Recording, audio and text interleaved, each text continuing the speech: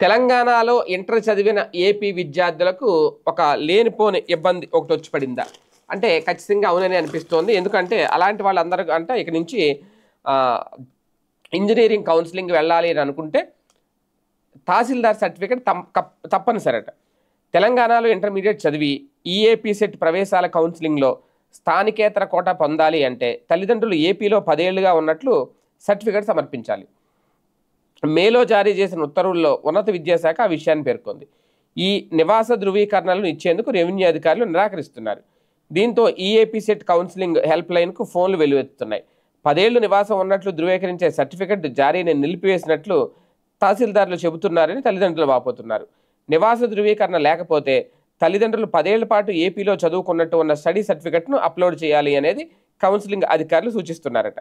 తల్లిదండ్రులు చదువుకున్న వారైతే వారి దగ్గర స్టడీ సర్టిఫికెట్లు ఉంటాయి.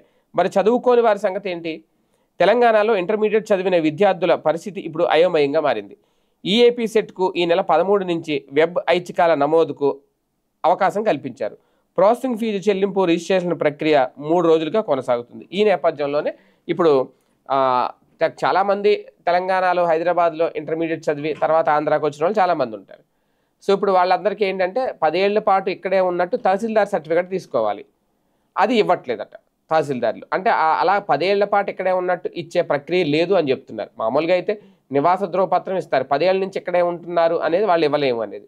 దాంతో ఇప్పుడు లేనిపోయిన సమస్య అయితే మొదలవుతుంది.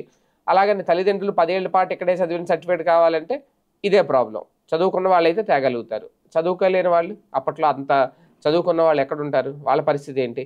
ఇదే ఇప్పుడు పెద్ద ఇబ్బందిగా మారింది.